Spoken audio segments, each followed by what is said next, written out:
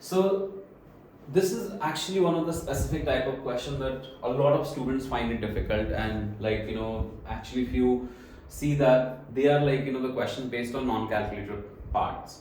So most of the time you'll see that these questions are coming in non-calculator, so you need to have certain strategies to solve this kind of problems. Now first, what kind of questions are assessed on this? So I'll just frame a question. So they will say, for example, let's say there is an angle sine of theta, which is 3 over 4, or let's say for our calculation is 3 over 5, where theta is basically first quadrant. So theta is 0 to pi by 2 within this particular angle. So theta is between 0 to pi by 2, and what you're supposed to find out is you have to find out the ratios such as sine pi minus theta, cos pi plus theta, tan pi by 2 minus theta, or let's say cos of pi by 2 plus theta, or for example 3 pi by 2 plus theta. So any of such question, I think that should be our end objective, that you should be able to solve these questions without looking at any particular source. Now the most interesting part here you notice is that these angles, where angles are multiple of 180. Now for example pi, 2 pi, 4 pi, 3 pi, 5 pi, 6 pi, all of these angles.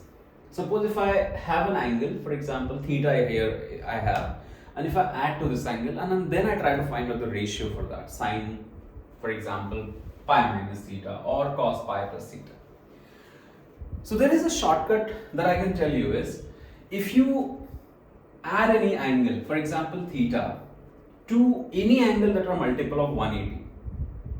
So if I, for example, if I add or subtract, not only add, subtract also, you will notice that if I have 180 plus theta or 180 minus theta, or like for example 360 plus theta or 360 minus theta, in radians I'll just write down this is pi plus theta, this is pi minus theta, this is 360 plus theta, so 2 pi plus theta and 2 pi minus theta, and so on.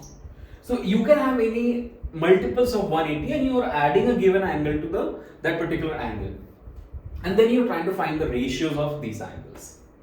Now what is really interesting is that if you look at, if I have an angle, let's say I'm taking a figurative value here, so let's say if I have a value for example 40 degrees, and I add to this 180.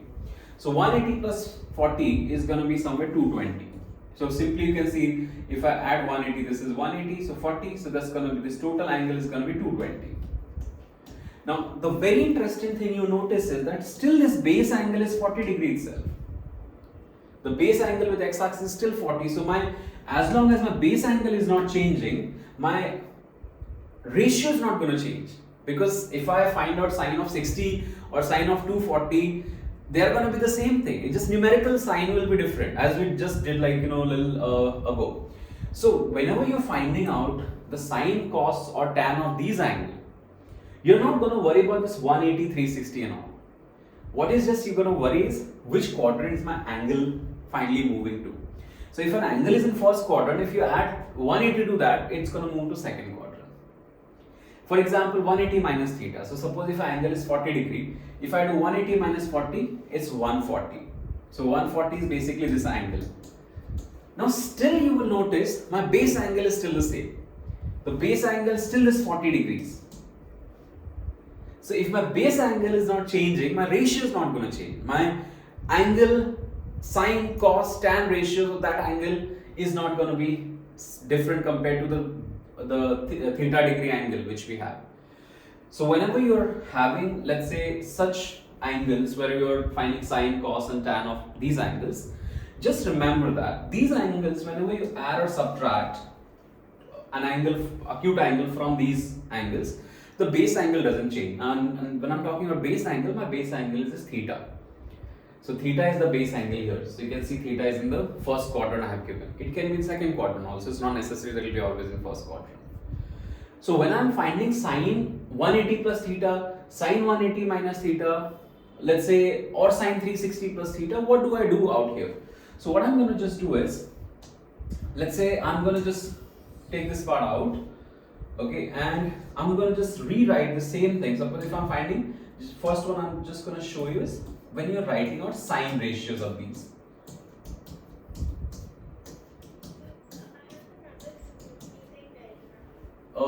So let's say if you have sine of 180 plus theta, sine of 180 minus theta, sine 360 plus theta, or sine 360 minus theta. So in this case, when you're finding out the ratio, this is blindly, you can say it is going to be same as sine theta. This is also going to be same as sine theta. This is also going to be same as sine theta. This is also going to be same as sine theta. Now, only interesting part is how do you manipulate the ratio signs? What will be final answer? So if an angle is in first quadrant here, if I add 180 to that, it goes to the third quadrant. So if I'll just redraw this part. So if an angle is in the first quadrant, let's say here, if I add, suppose this is theta, if I add 180, this angle is going to be 180 plus theta with the same base angle. So this is going to be theta. So in this case, you can see that my sine ratio is changing. So this is going to become sine of 180 plus theta is going to become negative sine theta, because now angle has moved to third quadrant. Sine 180 minus theta now comes back to the second quadrant. So in second quadrant, my sine ratio is always positive. So don't look at this sine. Look at this, which angle you're finding. Sine of 180 minus theta is in second quadrant. So I'm finding out the ratio for an angle in second quadrant. So ratio for angle in second quadrant, it is going to be, always remember that this is going to be nothing but positive. Similarly, sine 360 plus theta, if I look at 360 plus theta, so 360 plus theta is going to be back to the first quadrant. It's the same angle. So suppose this is the angle that we have. So this is theta. Now if I add 360 to this, so it's going to come back and this is the same angle. So you can simply see this is going to be, suppose this is 30 degrees. In my mind, don't take any figure in like exams. So if 30 plus 360 I do, I get 390. So 390 is coming back to the first quadrant itself, which is the same angle. So blindly say this is going to be same as sine theta. And we already know the sine theta ratios, right? Sine theta we already know. Let's say they'll be giving you a sine theta ratio. So sine theta is basically 3 by 5. So this answer is negative 3 by 5. This is 3 by 5. This is 3 by 5. This is nothing but, now sine 360 minus theta. Sine 360 minus theta is going to be back to the quadrant number 4, because if I take an angle 30 degree for example, 360 minus 30 goes to 330, which is nothing but in fourth quadrant. So this is why it's going to be negative sine theta. So negative sine theta means in this case also you're going to take negative 3 by 5.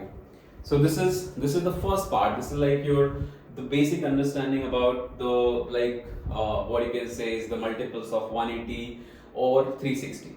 So whenever the suppose if this was sine instead of sine, suppose this was cos. If I was doing for cos, so cos of these angles.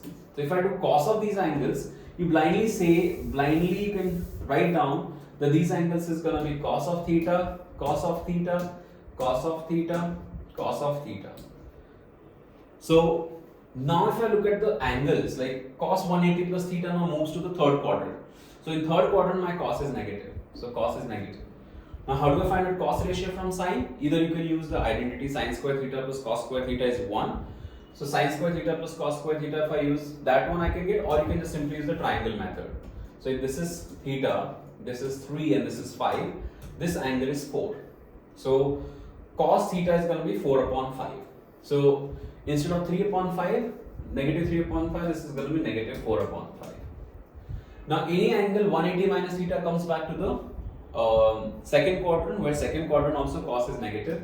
So this one also is going to be negative 4 upon 5. Cos 360 plus theta, now this goes to basically 360 plus theta will be back to the same angle. So this is same as cos theta, which is 4 upon 5. Cos 360 minus theta goes to the fourth quadrant, as we know that, and in fourth quadrant cos is positive. So that's why you get this answer as 4 upon 5. So this is like when you have the sine, cos or tan of the angles that are in added or subtracted from 180 multiples. Like if you're adding or subtracting from 180 multiples, this is how basically you do it. The last part is what happened if you got these ones.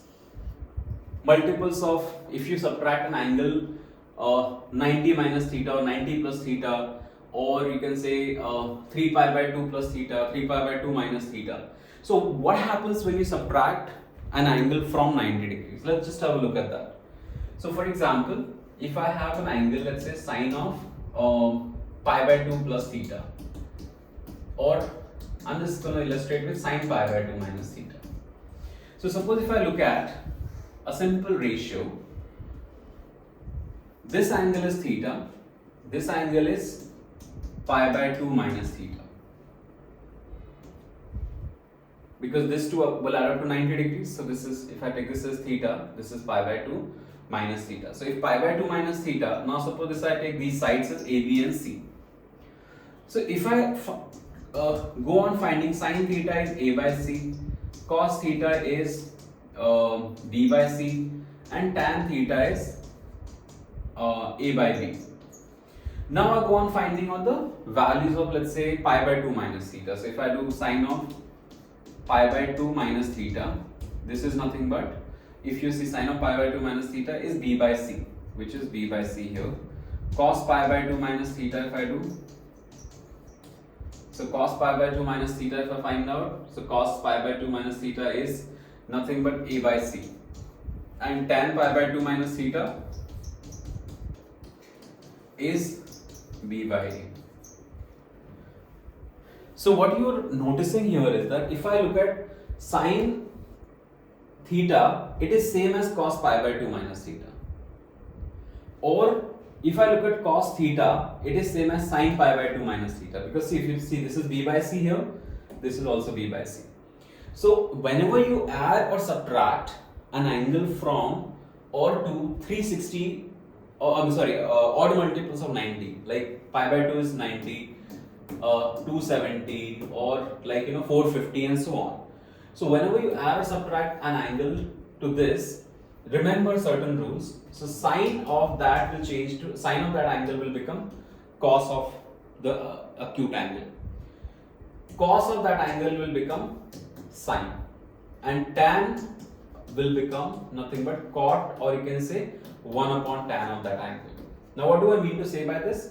So sine pi by 2 plus theta, you can say it is blindly, you're going to say this is going to be cos theta. Now which quadrant your angle moves in, that's important. If theta is in first quadrant, sine pi by 2 plus theta will also be in second quadrant. And in second quadrant, sine ratio is positive. That's how this is going to be positive cos theta. If I have sine pi by 2 minus theta, blindly say it is going to be, say, changing to cos theta, and any angle in first quadrant will be positive. So sine of any angle that you're adding or subtracting to 90 multiples, sine will change to cos, cos will change to sine, and tan will change to cot. So this is about the basic stuff. Now for example, if I have sine of, or let's say cos of 3 pi by 2 minus theta. Now the moment you see 3 pi by 2, this is odd multiple of 90 now. Blindly you can say this is going to be sine theta. So cos of 3 pi by 2 minus theta is going to be same as sine theta. Or if you have got sine 3 pi by 2 minus theta, it is going to be same as cos theta. But which quadrant is angle moving back to? So if an angle is, let's say, in first quadrant, theta is in first quadrant. Now 270 minus, for example, an angle is in first quadrant. So let's say I take 40. So 270 minus 40 is going to move back to the third quadrant. So that's how your cos in third quadrant is negative. Sine also is negative. So that's how these answers are going to be negative. So this is the general rule. So like these you can take at certain formulas, or these you can take certain rules. But I'll just come back to this problem which we started from, and you can conclude this. So if you have got sine theta is, let's say, 3 by 5, and I have to find out sine pi minus theta. So whenever you're subtracting from multiple of 180, it doesn't change, the ratios don't change. So I'm just going to wipe out these stuff. So suppose let's say if I have got sine theta is 3 by 5. Firstly, cos theta is 4 by 5 and tan theta is 3 by 4. So these are the ratios that I'm getting from the triangle. Now sine pi minus theta. So sine pi minus theta is blindly you can say it is sine theta because if you add or subtract an angle from a multiple of 180, the ratios are not going to change. So this is going to be sine theta, and also the angle is in second quadrant. Now pi minus theta will be in second quadrant. Since here you know that theta is in first quadrant. So sine pi minus theta is going to be same as sine theta. Cos pi plus theta. So this answer is basically 3 by 5. Now cos pi minus theta goes back to the second quadrant. So cos pi minus theta or cos, let's say cos pi plus theta will be now in third quadrant because 180 plus an angle in first quadrant. So that moves to third quadrant. So this is going to be also same as cos theta. But now see, any angle which is cos in third quadrant will be negative. So that's why it's going to be negative 4 upon 5. Now coming here, tan. So tan pi by 2 minus theta. So the moment you see it's an odd multiple of 90. So 90 tan will change to cot theta. Cot theta you can say, or it will be changing as to 1 upon tan theta. So since pi by 2 minus theta will be the angle in first quadrant itself, it is going to be same as 4 by 3. Reciprocal of basically tan. Cos 3 pi by 2 plus theta. So cos 3 pi by 2 once again. Here it is odd multiple of 90 or adding or subtracting an angle 2. So it is going to be same as sine theta blindly. But the angle is in our fourth quadrant because 270 plus an angle will be going back to the fourth quadrant. So this is going to be fourth quadrant. So any cos in fourth quadrant is always positive. So that's how it's going to be 3 by 5 as the answer. So this is basically, these are some of the identities that trouble you guys the most. I hope this is helpful.